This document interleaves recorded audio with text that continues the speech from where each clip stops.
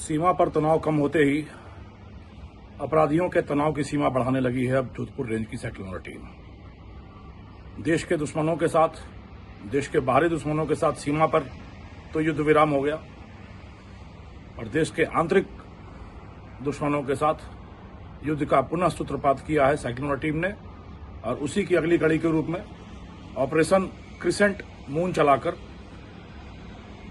नशे की दुनिया के कुख्यात वांछित अपराधी, 13 वर्षों से इसके स्वयंभू सरगना रहे चंद्र प्रकाश उर्फ सीपी पुत्र श्री मनोहर लाल, जो कि मतोड़ा हलोदी का निवासी है, पिछले लगभग 12-13 वर्षों से निर्बाध तरीके से नशे की दुनिया का सरगना बन बैठा था। उसकी गिरेबान तक हाथ डालने में, उसको धर दबोचने में सेक्युलर टीम को एक शानदार सफलता मिली है कल शाम। इस अपराधी पर 25,000 रुपए का इनाम घोषित था इसकी गिरफ्तारी पर। करीब 6 महीने पहले झारखंड से लाया जा रहा 5 क्विंटल गांजे की एक बड़ी खेप थी, जिसकी आपूर्ति पंजाब और हरियाणा तक होनी थी 9 वर्ष पर। उसका यह मुख्य सूत्रधार था और उसी समय से यह भूमिगत चल रहा था। दर्जनों मुकदमे दर्ज हैं इस अपराधी पर। मादक द्रव्यों की तस्करी, वाहन चोरी, आर्म्स एक्ट, जानलेवा हमला, कम से कम राजस्थान के 6 जिलों में इसके खिलाफ मुकदमे दर्ज हैं। इस ऑपरेशन का नाम क्रिसेंट मून रखा गया क्योंकि कृष्ण पक्ष और शुक्ल पक्ष की तरह इस अपराधी का जीवन चलता था। लगभग आधे दर्जन बार जेल की हवा खा चुका, साल के 6 महीने जेल के अंदर रहता, अपने संपर्क सूत्रों को बढ़ाता और शेष 6 महीनों में धंधा चलाकर करोड़ों रुपए कमाता। तो कृष्ण पक्ष और शुक्ल पक्ष की तरह जीवन चलाता, धंधा चलाता, इसलिए इस ऑपरेशन का नाम क्रिसेंट मून रखा गया था।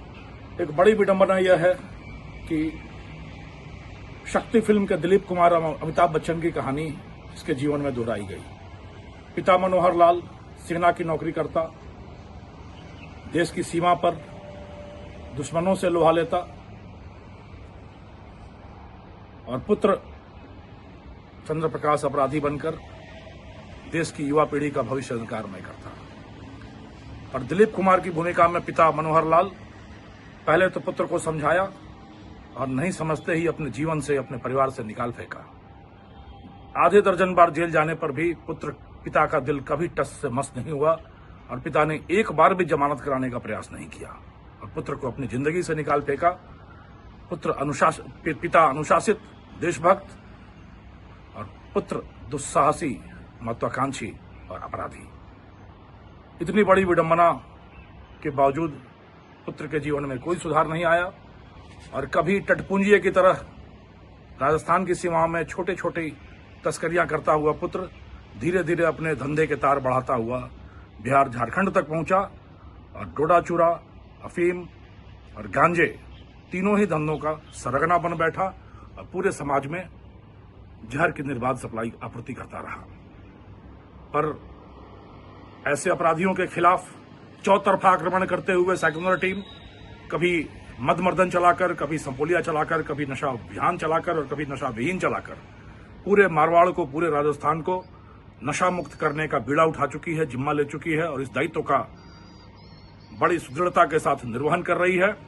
ऐसे अपराधियों के लिए हमारा यह संदेश है कि तुम दिन दिन तक चलोगे, हम रात रात चलेंगे, तुम डाल डाल चलोगे, हम पात पात चलेंगे। तुम्हारी लंबी पहुंच होगी, तुम लंबे हाथ मारते होगे, तुम लंबी गर्दन करके चलते होगे और कानून के हाथ इतने लंबे हैं कि वह तुम्हारी उस लंबी गर्दन तक तो पहुंचेंगे ही और उस हाथ के फौलादी पंजों में तुम्हारी गर्दन ऐसी जकड़ेगी कि अपराध तो अपराध का भूत तक तुम्हारे दिमाग से निकल जाएगा और इस समाज पर जो कोढ़ की तरह, खाज की तरह ये अपराधी जमकर बैठे हैं, जो इस समाज को नशे के जहर में, नशे के आगोश में लिप्त कर रहे हैं, समाज को बर्बाद करने का प्रयास कर रहे हैं, इनकी यह मनोभावना, यह आकांक्षा, यह दुर्लिप्सा कभी पूरी नहीं होगी।